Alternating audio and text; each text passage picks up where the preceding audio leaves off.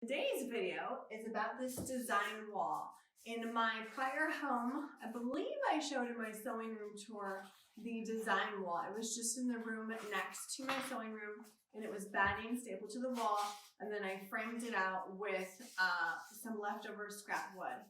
This one, I wanted to be a little bit more stable because the last one, over time, the batting got stretched out, and my kids liked to pull on it and kind of poke holes in it eventually. The other thing was that because the batting was just kind of against the wall and there were things behind it, like a poster board, it ended up being kind of wobbly, so I had to be careful. Today's tutorial with my design wall, I decided to use the tried and true foam core board, but I wanted it to be a little bit more dressed up. You know, in my sewing tour, I had mentioned that I wanted my things to feel like furniture, and in this house, I continued with that, and I am thrilled with how everything turned out. Right now, I'm going to show you how I made this, and then my father-in-law, who helped so much in the last sewing room, they came in for a few days after we moved in to kind of help us out and see the new house, so we put this one up. Hope you guys enjoy the video. Let me know if you have any questions. Like, subscribe to my channel, and thanks for watching. Okay guys, this is the aisle you want to come to at the hardware store. It's foam board insulation. Comes in quite a few different widths. 1/2 inch, 1 inch. That's what I've seen most of the tutorials for. This huge thick one is 2 inches. I thought about this, but then I found a happy compromise, 1.5 inches. And I think this is going to be good for me because it's going to give it some heft, some weight. But on the flip side, it's just enough, like it's just light enough. That would be kind of a challenge to screw into the wall. This one I think will work. It is $24.98 per sheet, and I will need 2 sheets. They're 4 by 8 feet.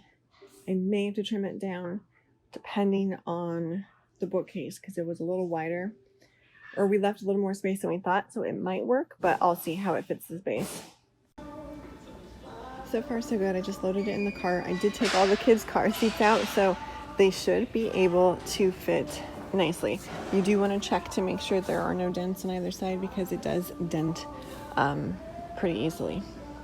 I'm in the molding section because my last design wall, I had framed it out with some scraps, and it was against the wall. My prior design wall was just a piece of batting essentially stapled to the wall, and then I framed it out. This one, you know, I'm making it with the foam core board, and I am going to wrap a flannel sheet around. The batting in my prior design wall eventually wore out, and the kids loved poking holes in it.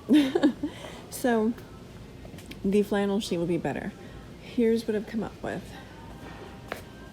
There's a corner piece here that fits perfectly over the 1 inch foam core board, so I'd have to swap it out.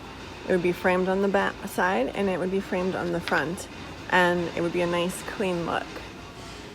I'm not sure that I want to go thin, and I'm not sure that I want to have such a thick frame. So then I did find just a flat, it's already sanded down, smooth on this side. This is all you would see on the design wall, just a slight frame. And then on the side, it's thicker. I'm going to think about this a second, try and envision it. This would also be a lot easier to miter the corner to get it. So let me think. So I had it flipped over, and I did the tape on the other side. I taped it across the whole way using packing tape, and then I taped it some strips all the way across this way. Then I had my husband help me flip it over. I'm gonna finish taping this together, and then I can go ahead and put the flannel fabric on there. All right, I went ahead and ironed it as best as I could. You can tell it didn't go very well because this is such a massive piece. It's a 108-inch flannel. I got 3 yards. It was hard to iron on just a small board. So I was seeing if I pulled it taut, you know, are these gonna come out? And I think they will. We also can have high humidity here. So I am hoping that over time the wrinkles will come out and I can pull it tight enough so that it's just smooth. So I think I'm just gonna go ahead and move forward with this. These are the pins I will be using. They're called T-pins. Someone on Instagram had messaged me about them, and I think it'll be so much better than stapling. So I'm gonna go ahead and get started inserting these, folding them, and then trying to pull tight as I go. I have started to pin it and it's going really well. The wrinkles were incredible. So I decided, what if I just kind of lightly iron it while it's on here, and it worked. I'm going to go ahead and try it again. I had to plug it back in, but it got out the wrinkles, the foam seam's intact. I was trying to just go lightly. So I'm gonna keep pinning, and then I think I might give it a final iron over. All right, I am attaching the frame. Now, originally I had wanted to miter the corners, which would mean cutting them at an angle and they would meet up like a picture frame. There's just not enough length because they're almost precisely 96 inches. So I tried moving it to see, and there's just not enough space. So I am just going to go ahead and butt them up against. I've taped them out so that I know on each end what needs to be cut where. And I'll do one at a time and come tape it back because I get super confused that way. So they'll meet up, and there's still a few places I have to do a touch up. Like this one, it's just a hair. And then this one will be quite a bit more. And then we're gonna pre-drill the holes, and I'm going to nail it directly to the foam. I could use some wood glue too if I wanted, but if I ever really wanted or needed to change the flannel, then it kind of ruins the frame. But for now, I think I'm just gonna do the nailing with the pre-drilling, and then we'll hang up the actual design board. I have a couple options. I bought command hooks so I could see how those work. I'm not the best at getting those lined up when I hang regular pictures up, much less something so gigantic. But my husband is very good at that, so he can help me at least mark and translate it to the wall. All right, I have gone ahead and done the pre-drilling, and it worked. This is just crayon because I was using my little kid's hammer. I'm gonna touch these up so that you won't see the gold nail, but it's working out. Now this board isn't perfectly straight. I may end up adding a few more to help secure it, but then in the corners, I'm going to do tiny screws. So that way it'll be extra tight as a frame and not just secured to the foam, but it'll be corner to corner all the way around. So slow, but we're getting there. All right, they are screwed in. I went ahead and used some kind of just shorter screws. I pre-drilled each hole, and it really helped stabilize this. It's not going anywhere. The other thing that I kind of discovered as I was going along was angling the nails. So I started drilling the holes this way and then some that way. It helped the boards not pull away from the foam board insulation, and it just secured it well. I did crack a few pieces because I got greedy and I gave it a little bit more turn, or like a half more turn, and I should have just let it be. But I'm thrilled with how this has come out. It feels so stable, it feels strong, and it just looks sharp. I will be taking some paint and putty, covering these nail heads and covering these seams, and then it'll look really sharp. I also need to touch up just a little bit on the paint as well. All right, the second part of this video is being filmed months later. I never got around to finishing the final part, life sewing, you know everything. So everything went fine as far as being secured to the foam core board. The frame was great. I did have my husband and actually the kids helped me the first time mount this, and then I wanted it moved, so my husband helped me the second time. But the way we ended up doing this was not with the command hooks. We used these L brackets. You can just see the top of them, And what I did was screwed it onto the bottom right there of the frame, or I should say the top of the frame, and then just mounted it to the wall. So you can just see a sliver of it. I am using these same ones down on the bottom here that you can't really see from the angle unless you get on the ground, because these ones, my father-in-law had helped mount this. We kind of ended up shifting it a few times when we put these here. So the first time my father-in-law helped me mount this before we had these cabinets, and then the second time my kids helped me mount it, but it wasn't quite straight. So the third time my husband helped me fix it because I had mismeasured where these needed to be for our cabinets. But this one on the bottom, we actually screwed them into the wall first, and then we put the frame on top of it. I'm here underneath the frame. There's the baseboard. You can see the L bracket is mounted underneath this and then on the bottom. So it holds it up super secure from the top and the bottom. It is sitting flush against the wall.